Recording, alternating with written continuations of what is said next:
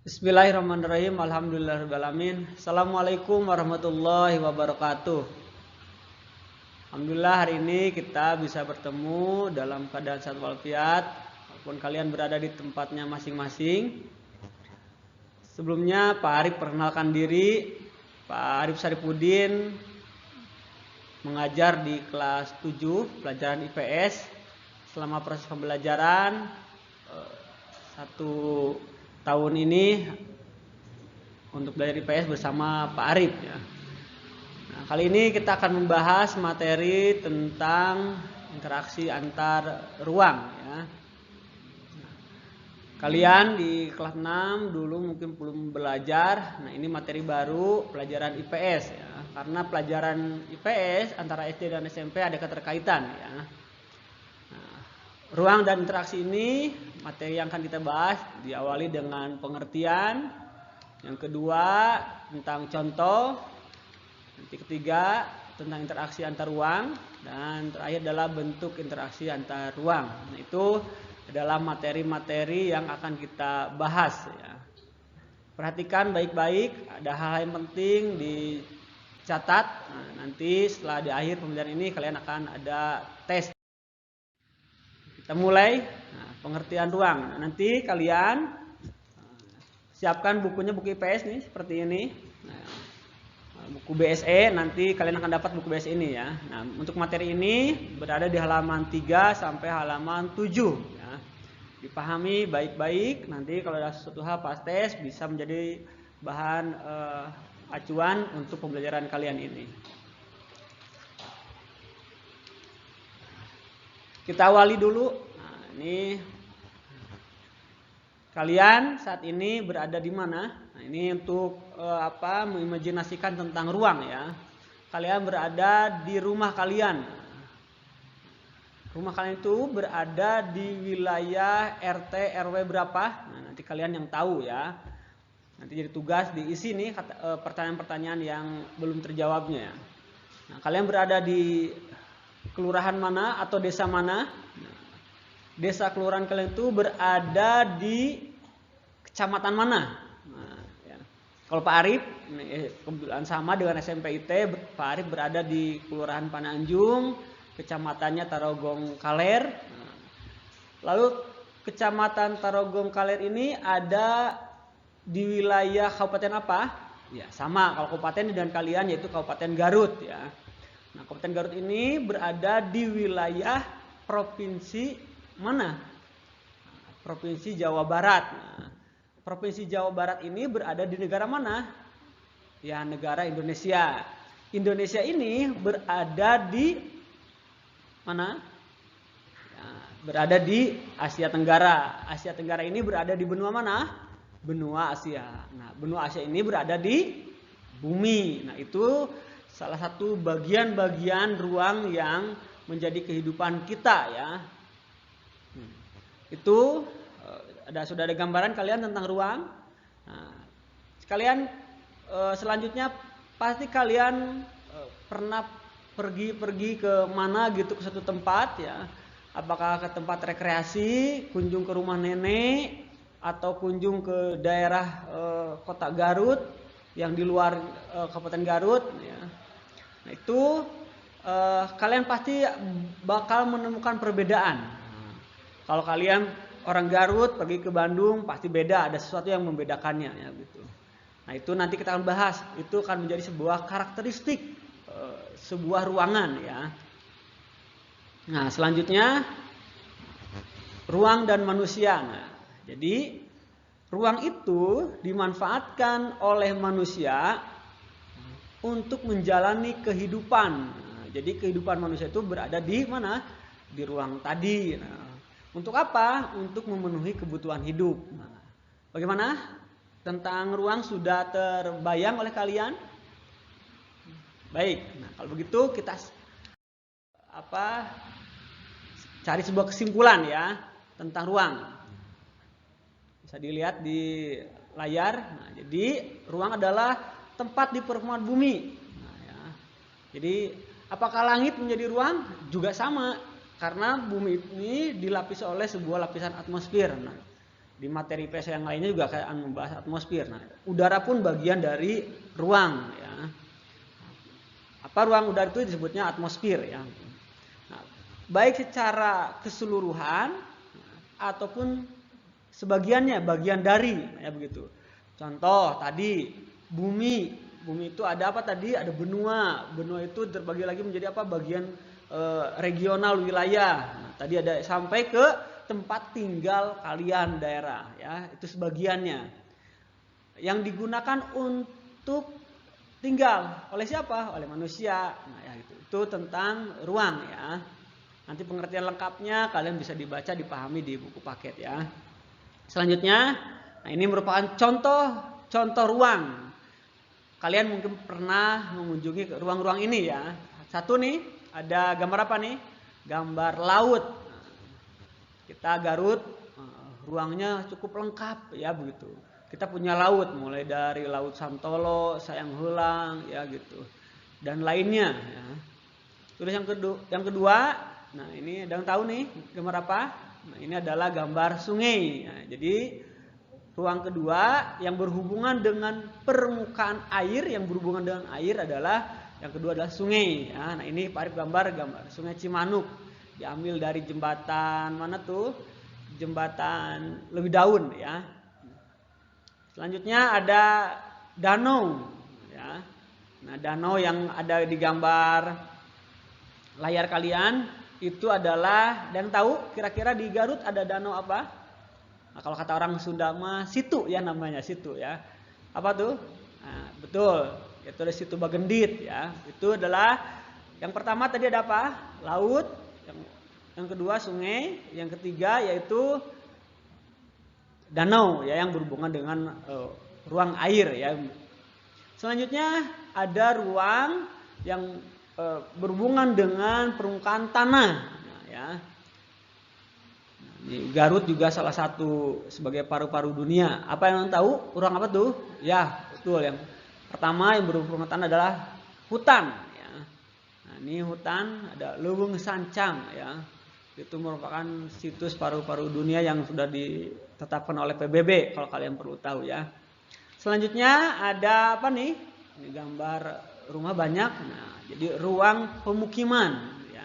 Tadi kan disebutkan di pengertian adalah tempat hidup tinggal. Nah, salah satunya adalah kehidupan manusia membuat sebuah perkampungan tempat tinggalnya ya.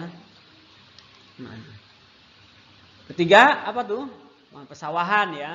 Bisa perkebunan, pesawahan, terus yang berhubungan dengan kehutanan tadi ya. Itu adalah contoh-contoh ruang yang ada di permukaan bumi ya. Selanjutnya kita akan membahas tentang karakteristik dan batas ruang. Nah, tadi sudah membahas setiap ruang ini berbeda dengan ruang yang lainnya. Setiap ruang memiliki apa? Batas ya. Tidak ada satu ruang yang sama satu jenis ya. Berbeda-beda. Sebutnya heterogen ya. Nah, ini Pak Arif tampilkan, ini ada gambar. Nah, sebelah kirinya dari Pak Arif tuh ada gunung ya. Lalu sebelah kanannya ada laut. Nah, dibatasi oleh apa tuh? Ada pantai di sana ya, ada pasir di sana, ada lembah yang membatasinya. Ya. Karakteristik gunung dengan laut sama tidak? Pasti beda ya. Nah, apa yang membedakannya? Bisa jenis tanahnya, ya, kegiatan manusianya, sumber daya alamnya yang dimilikinya, ya. Atau di tempat kehidupan manusia antar kabupaten itu sudah memiliki karakteristik tertentu. Contoh misalkan Garut punya karakteristiknya apa? Penghasilannya apa? Batu mulia, ya, jaket kulit, punya laut, punya gunung. Nah, itu yang membedakannya ya. Bahkan secara budaya juga bisa dibedakan, mulai dari bahasa, tarian, ya begitu, musik. Itu yang menjadi ciri khas pembeda. Jadi karakter itu apa?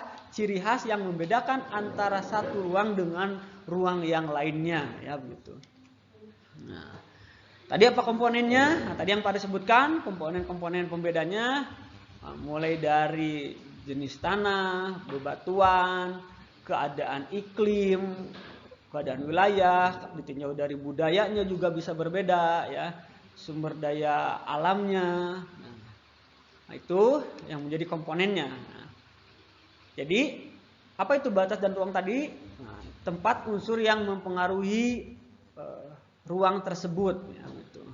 Orang gunung pasti membutuhkan siapa? Orang laut. Nah, orang pegunungan sayur mayurnya banyak ya begitu. Sedangkan orang laut sayur mayurnya minus ya begitu, surplus ikan ya. Jadi itu adalah unsur-unsur yang mempengaruhinya. Ya. Karakteristik ini menyebabkan adanya keterkaitan antar ruang. Nah, tadi pembeda itu bakal jadi menyambungkan ruang satu dengan ruang yang lainnya ya begitu. Nah, kita lihat nih. Nah, tadi Pak Arif menyebutkan di sana ada apa? Ada laut, ada pesawahan nih. Ini dua karakteristik yang berbeda ya. Orang pesisir laut, orang pantai di sana ada profesi apa? Ya, nelayan di sana. Lalu di sebelah kanan Pak Arif ada apa? Sawah. Nah, apa profesinya? Petani. Nah, ya. Masing-masing ini akan menghasilkan sumber daya alam yang berbeda. Ya. Kalau orang laut yang dibutuhkan dari pesawahan apa? Padi, ya begitu. Kalau orang pesawahan yang dibutuhkan dari laut apa? Ikan. Nah, itu yang menjadikan karakter ini menyebabkan keterkaitan antar ruang. Ya. Orang kota dengan orang desa begitu ya, itu saling membutuhkan antar ruang tersebut. Apakah mereka saling membutuhkan? Sudah jelas dan pasti ya. Kalau dalam teori IPS ada disebut dengan makhluk sosial, makhluk yang tidak bisa berdiri sendiri tapi membutuhkan orang lain untuk memenuhi kebutuhannya. Nah, hanya ini keterkaitan yang disebabkan oleh karakteristik yang berbeda ya. Selanjutnya interaksi antar ruang ya. Nah, tadi kita sudah tergambar kalian apa tadi yang disebut dengan ruang, karakteristik ya gitu. Keterkaitan antar ruang itu bagaimana ya. Nah, sekarang kita akan bahas tentang interaksinya ya. Jadi karakteristik tadi menyebabkan adanya interaksi. Nah, apa itu interaksi? Nah, interaksi ini adalah proses timbal balik secara langsung maupun tidak langsung yang dilakukan oleh siapa? Dua orang atau lebih. Nah, tidak hanya dua orang, tapi bisa juga tempat. Nah, dua tempat atau lebih. Untuk apa? Untuk mencapai tujuan. Tujuannya apa? Memenuhi kebutuhan hidup, ya begitu. Itu adalah pengertian interaksi, ya, proses timbal balik. Ya. Pak Arif dengan kalian sebagai murid terjadi interaksi tidak? Terjadi ya. Oke, Pak Arif sebagai guru, kalian sebagai murid. Nah, apa yang menjadi bahan interaksinya adalah pembelajaran. Ya. Itu adalah merupakan sebuah terjadinya interaksi ya.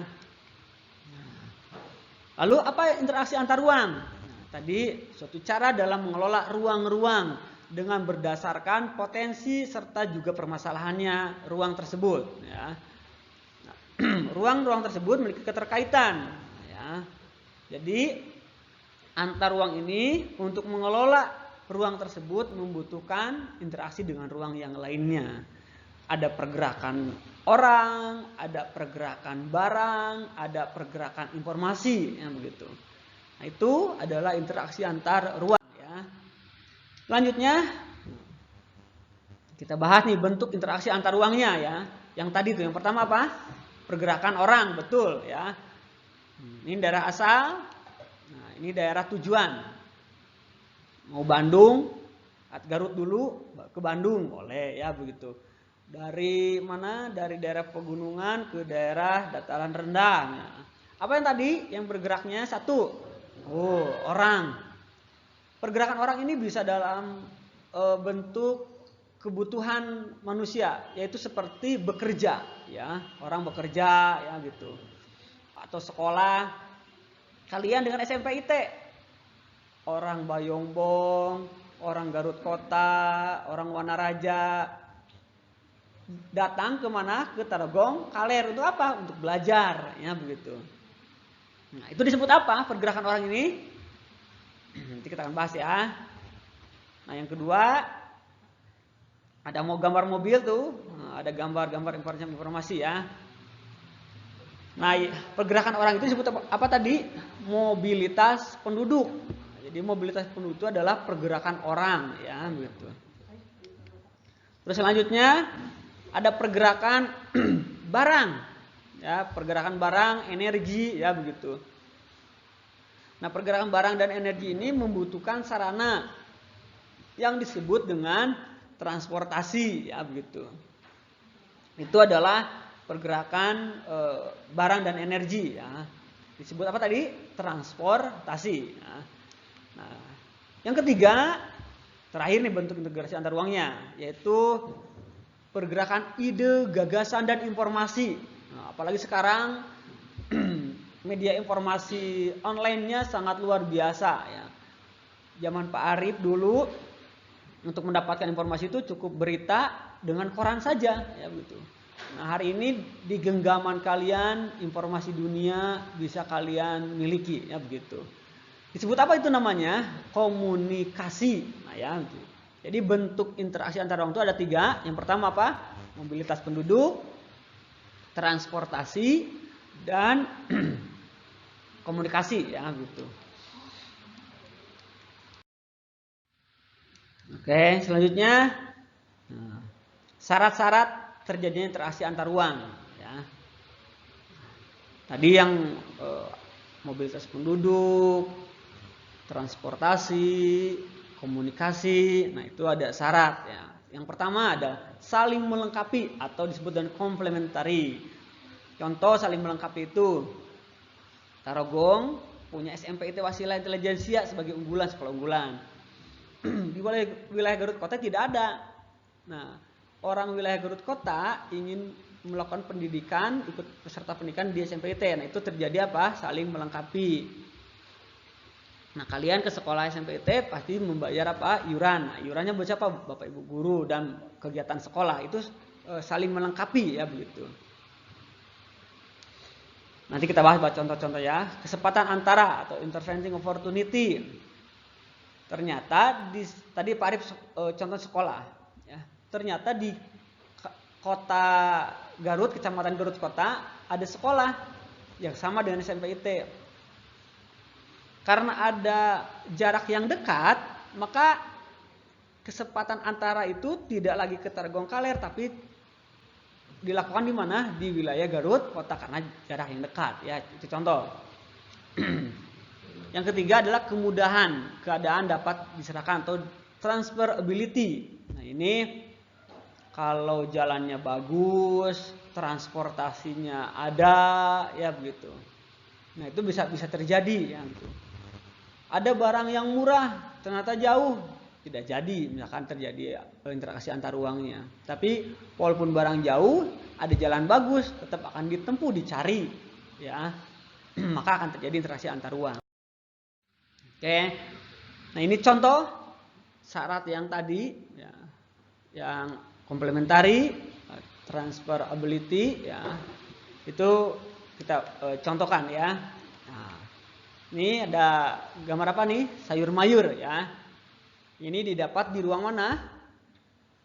Nah, ruang pegunungan, wilayah pertanian, dataran rendah, ya begitu. Nah, ini gambar apa nih? Ini di Pamempek, ya, di TPI. Apa tahu TPI? Tempat pelelangan ikan, ya. Nah, ini di wilayah Pamempek, ya, banyak ikannya.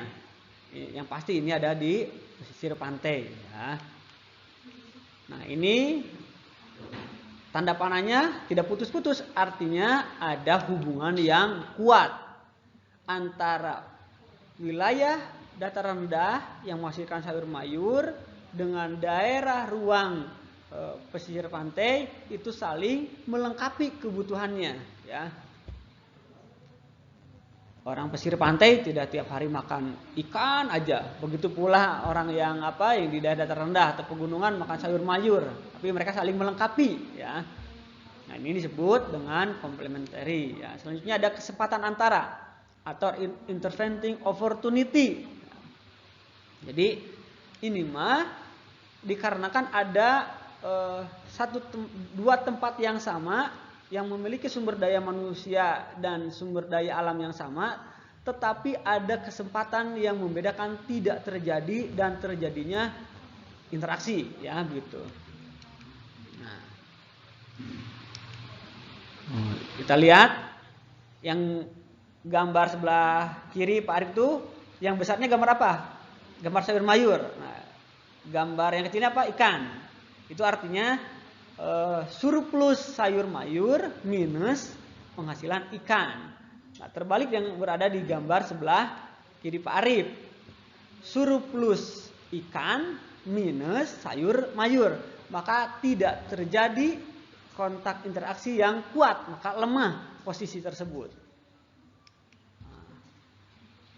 Ini di bawah lagi sama gambar yang tempat ikannya, ruang ikannya banyak yang di laut, pesisir pantai, gambar sayur mayurnya kecil. Ini juga sama, surplus ikan minus sayur mayur. Tetapi, nah yang ini mah